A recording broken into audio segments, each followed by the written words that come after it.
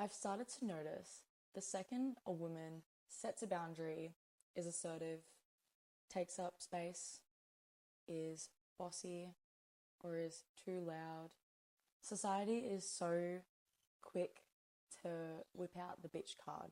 It is so easy for somebody who feels intimidated by a woman's confidence, security within herself, or her ability to put herself before others to call someone a bitch for doing that. The term bitch has a very negative undertone in today's society. Towards women, traditionally and historically, and most commonly, it is usually an insult towards a woman who is controlling, manipulative, malicious, or just unpleasant. Whereas towards men, it's usually them being called a coward or submissive or weak.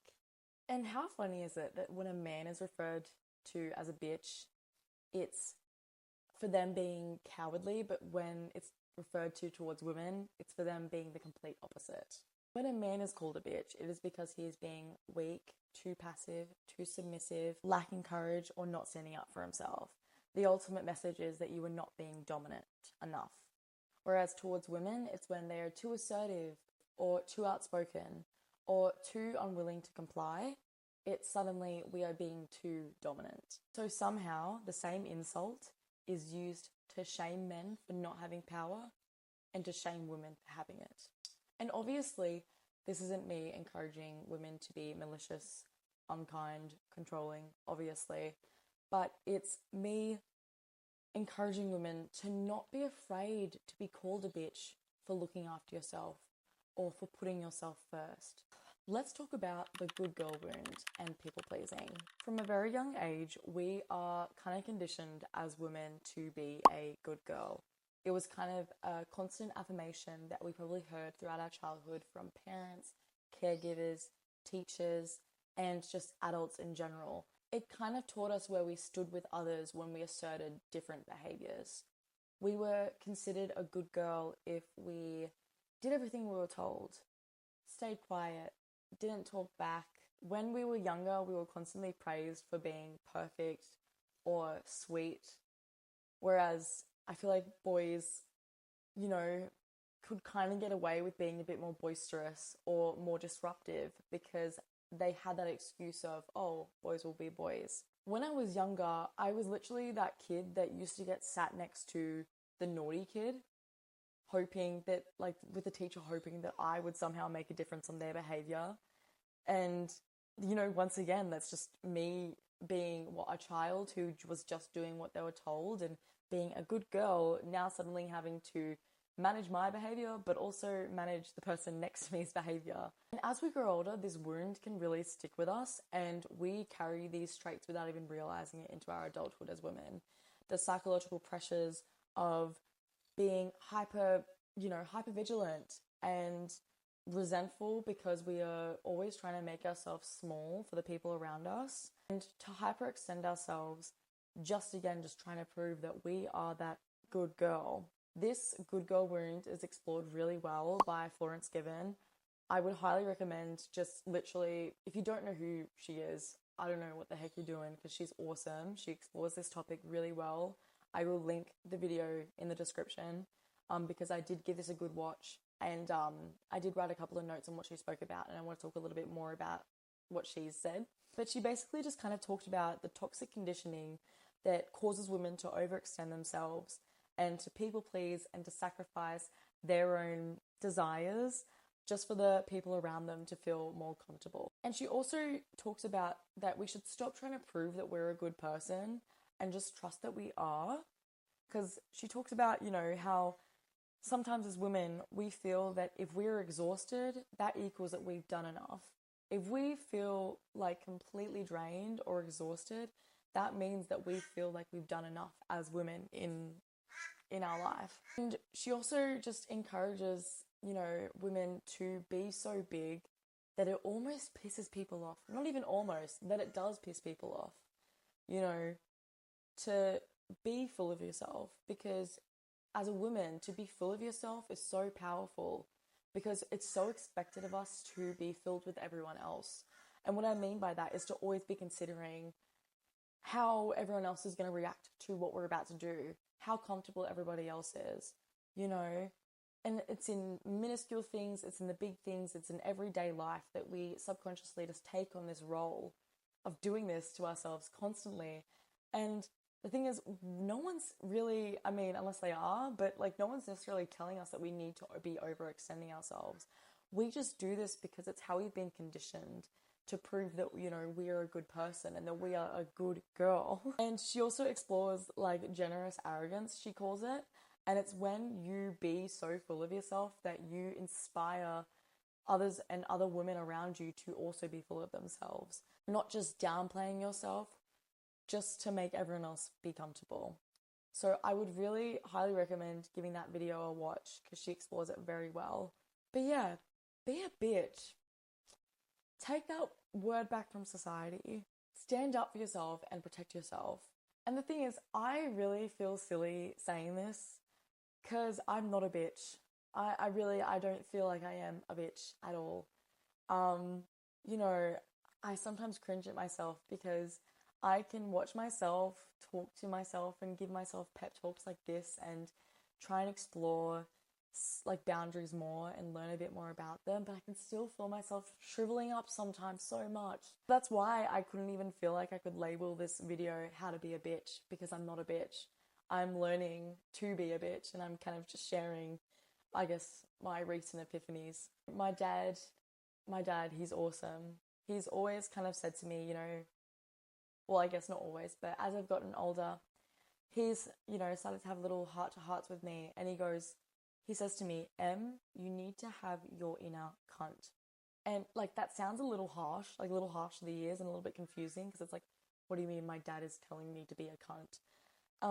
And the way that he kind of described it is like, you know, your inner cunt isn't horrible or isn't malicious or it's not like a bad person within you, but it's your inner protector, and you owe it to yourself to protect yourself. I'm going to explore a little subtopic that may resonate with some of you. I want to talk a little bit about being the therapist friend. Sometimes in friend groups and friendship dynamics, we sometimes subconsciously take on roles that we play in these relationships. As we are growing up, we tend to kind of take on these roles that we play in different friendship dynamics and friend groups, and it kind of contributes to, I guess, like our sense of self in the long run and where we stand with people and how we act in certain dynamics. So for example, if you're the funny friend, if that's kind of the role that you play in a friend group, you've learned that you get a lot of social, I guess, approval when you make people laugh and you're funny. Or if you're the mum of the group, you may feel most included or feel like you're really contributing to the group when you are playing a maternal role. Or you might be, you know, the crazy friend, and you may feel an underlying pressure to always be doing something kind of wild or to have some crazy story to tell because that's what people expect of you. Excuse me for the change of scenery. My camera died and then I need to go to work, so I'm refilming later after work. Anyways, continuing. Obviously, you know, like with friendship dynamics, they obviously change, you know, throughout the years, and not that they're like necessarily, I guess, labels, but like sometimes we subconsciously play into roles that we are kind of given in social dynamics. And these can contribute to your sense of self in the long run.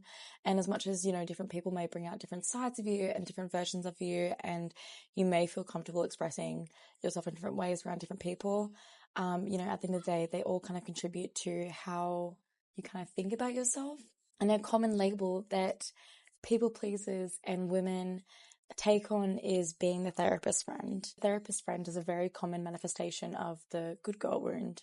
From a very young age, women have a lot of expectation around them, I guess, to be an emotional sounding board or like a mediator for friends and peers, even family sometimes. And we can internally take on a peacemaker role.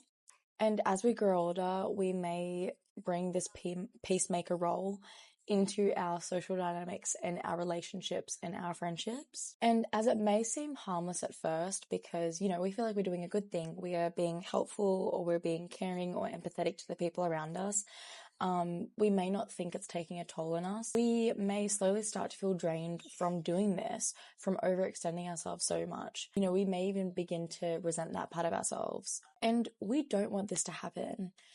As women and as people pleasers, we are so naturally empathetic.